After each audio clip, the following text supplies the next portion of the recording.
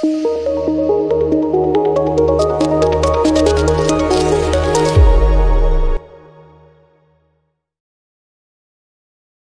हजरात، इससे पहले कि मैं वीडियो का आगाज़ करूं, आपसे गुजारिश है कि पेज 2 विद सोहेल मेहदी को लाइक करें और सब्सक्राइब करें और बेल आइकन का बटन ज़रूर दबाएं।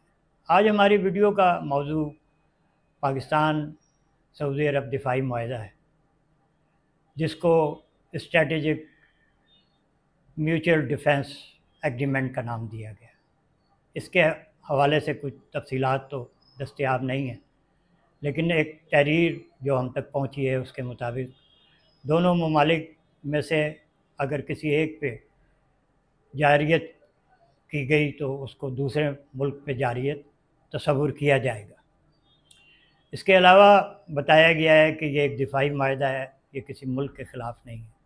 ये मुआहदा एक ऐसे माहौल में हुआ जब मशरक़ वस्ती में सिक्योरिटी के हालात बहुत ख़राब थे और इसी तरह जनूबी एशिया में भी सिक्योरिटी काफ़ी मखदूश थी। तो हम पहले मशरक़ वस्ती में सिक्योरिटी के हवाले से एक जायज़ा लेते हैं।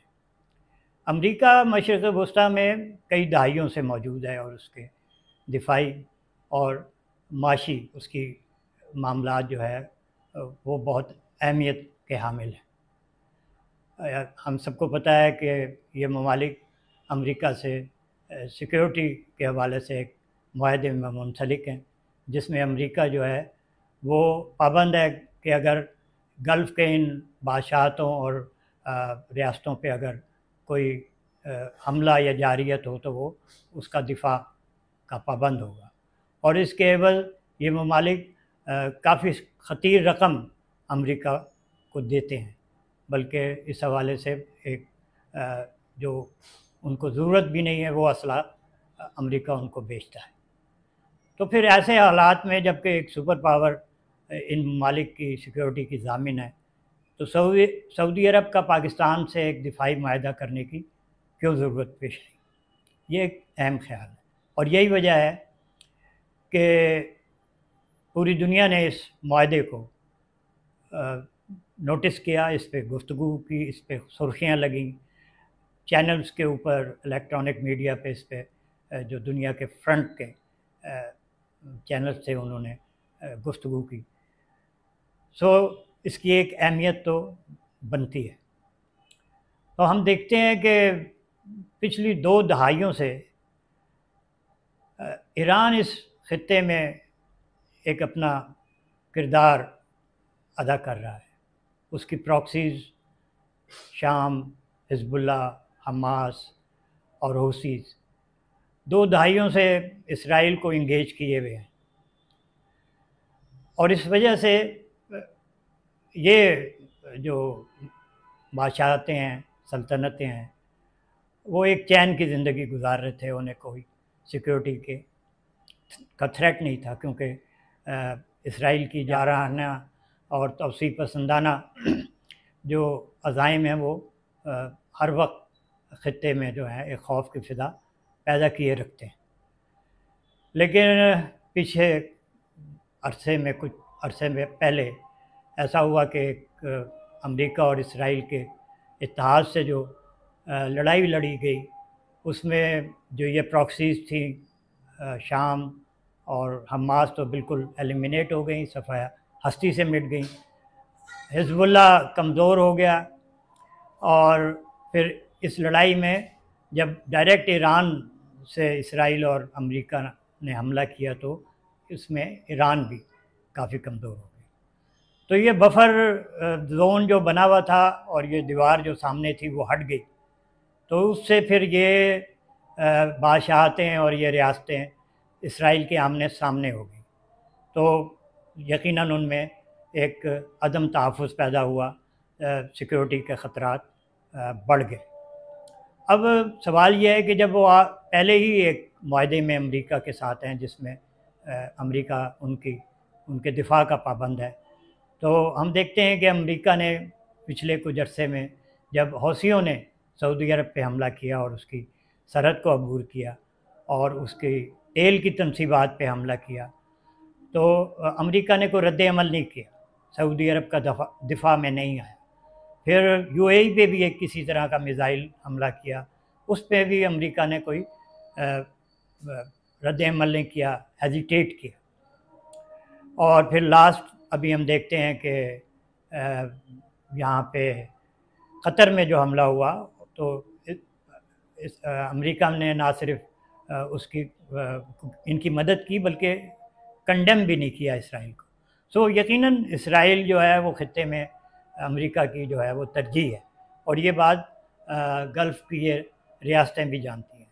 سو پھر امریکہ پہ جو اعتماد ہے سیکیورٹی کے حوالے سے، اس کے ان ممالک کے دفاع کے حوالے سے، اگرچہ ایگریمنٹ موجود ہے، وہ اب نہ ہونے کے برابر ہو گیا۔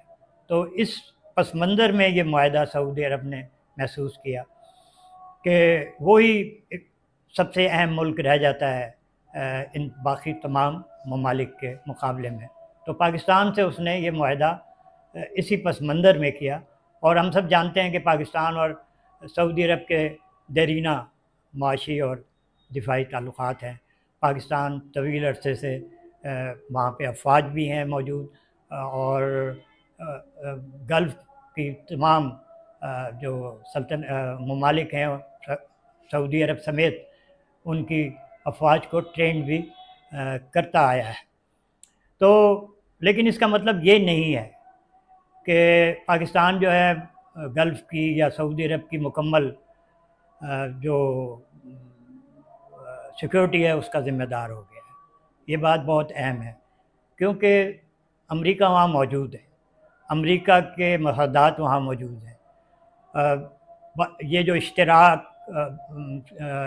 خلیجی ممالک اور امریکہ کا ہے وہ بہت اہمیت کا حامل ہے۔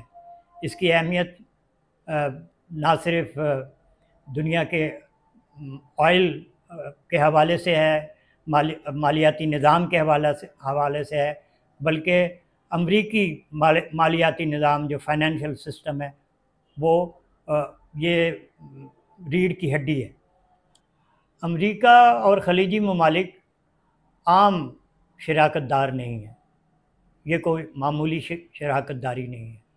یہ شراکت داری تیل کی عالمی منڈی اور امریکہ کی معیشت کی ریڑھ کی ہڈی ہے، اور اس کی وجہ سے امریکی معیشت رواں دوا ہے۔ 1970 کے اس پیٹرو ڈالر معاہدے کی بدولت خلیج کا تمام تیل ڈالرز میں فروخت ہوگا، جس کی وجہ سے دنیا کے تمام سینٹرل بینکس جو ہیں وہ اپنے ریزروز میں ڈالرز کا ذخیرہ رکھنے میں مجبور تھے۔ اس کی وجہ سے امریکہ کو ڈالرز چھاپنے کا ایک منفرد استحقاق حاصل ہو گیا، اور اس کے سیکیورٹی بانڈز جو ہیں وہ ایک محفوظ ایسٹ کے طور پہ تسلیم کیے گئے۔ پھر اس کے علاوہ ہم دیکھتے ہیں کہ علاقے میں آبنائے ہرمز پہ جو کہ ایک بہت بڑا تیل کی ترسیل اور تجارت کا راستہ ہے، امریکہ کا جو ڈومینیشن ہے، کنٹرول جو ہے وہ کئی دہائیوں سے ہے، یہاں اس کے جنگی جہاز موجود ہیں۔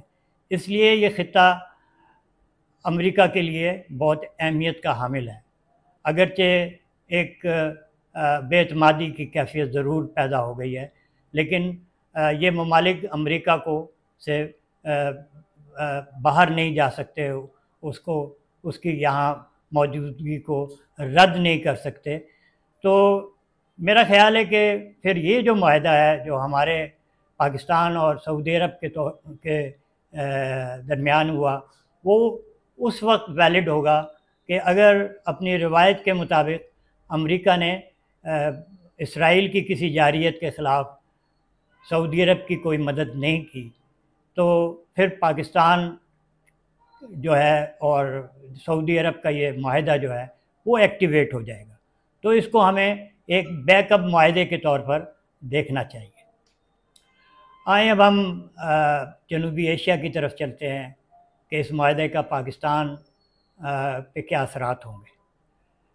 بظاہر جو سب سے پہلے خیال کیا جا رہا ہے کہ اگر اسلحہ سازی میں انویسٹمنٹ ہو جائے تو پاکستان چین اور ترکی کے ساتھ اس سعودی انویسٹمنٹ کے ذریعے بہت سے ایسی ضرورت کے جدید اسلحہ جو ہے وہ بنا سکتا ہے، اور پھر یہ اسلحہ جو ہے جو سعودی عرب امریکہ سے خرید رہا ہے جتنے پیسوں کے عوض، اس کے مقابلے میں یہ 1/4 انویسٹمنٹ ہوگی جو پاکستان کی ضرورت کے تحت ضرورت کے لیے کام تو آئے گا، لیکن یہ الٹیمیٹلی سعودی عرب کے بھی کام آئے گا اگر ایسی کوئی صورتحال سیکورٹی کی سعودی عرب میں پیدا ہوئی۔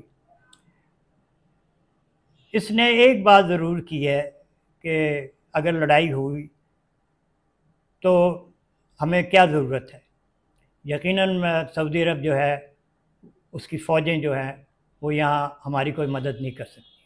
ہماری ایک پروفیشنل آرمی ہے اور ہم ابھی ایک وار اپنے انڈیا سے جو اپنے سے بہت زیادہ بڑی وار مشینری تھی اس سے جیت چکے ہیں۔ ہم نے ان کی فضائیہ کو 4 دن کی لڑائی میں 2 دن ہوا میں اڑنے نہیں دیا۔ ان کے بنکرز پہ سفید جھنڈے پوری دنیا نے دیکھے لہراتے ہوئے۔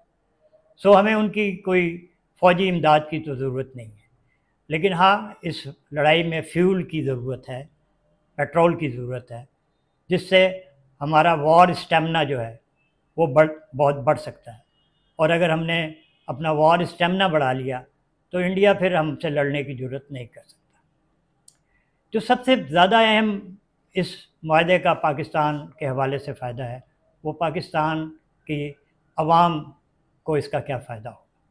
یہ ایک بہت بڑا سوال ہے، کیونکہ ماضی میں 2 دفعہ، ایک ضیاء الحق کے دور میں افغان وار اور پھر ایک مشرف کے دور میں، اس وار کے دوران جو پیسہ آیا اس کا پاکستان کی عوام کو کوئی فائدہ نہیں ہوا، اور وار سے پیدا ہونے والے جو نقصانات تھے، منشیات اور گن کلچر جو ہے وہ معاشرے میں آج بھی ہم بھگت رہے ہیں۔ سو یہ سوال معاشرے میں بہت زیادہ ہے۔ اس معاہدے کو جو پاکستان کے عوام کی تائید حاصل ہے، لیکن اگر یہ عوام کے فائدے میں نہ ہوا، عوام کی صورتحال کو اس نے بہتر نہ کیا، اگر یہ سویلین سائٹ پہ انویسٹمنٹ نہ ہو سکی، مینوفیکچرنگ نہ ہوئی، اگر ہم اسکلڈ لیبر بنانے میں پروڈیوس کرنے میں کامیاب نہ ہوئے، اگر ہم اپنی صنعت کو پیروں پہ نہ کھڑا کر سکے، اگر ہم زراعت کو بہتر نہ کر سکے، اگر ہم اپنے تعلیمی نظام میں اس کو اپلفٹ نہ کر سکے، تو یقیناً اس کا فائدہ جو ہے عام آدمی کو نہیں ہو سکے گا، اور ان تمام اکاؤنٹس کو بہتر کرنے کے لیے یہاں انویسٹمنٹ کی ضرورت ہے۔ تو آج لیڈرشپ جو پاکستان کی سول اور ملٹری کی لیڈرشپ ہے جس نے یہ معاہدہ کیا ہے، اس کی یہ ذمہ داری ہے کہ سول سائٹ پہ، سول سیکٹر میں جو انویسٹمنٹ ہے وہ ضرور ہو، اس کا ہونا ضروری ہے۔ سو ہم نے دیکھا کہ اس معاہدے سے ایک ہمارا وار اسٹیمنا بڑھ سکتا ہے، سول سائٹ پہ انویسٹمنٹ آ جائے تو عام آدمی کی صورتحال بہتر ہو سکتی ہے، اور پھر ہم یہ اس معاہدے کو اس حد تک ہی لیں کہ یہ ایک بیک اپ معاہدہ ہے، اس سے زیادہ اس کی کوئی حیثیت نہیں ہے۔ بہت بہت شکریہ۔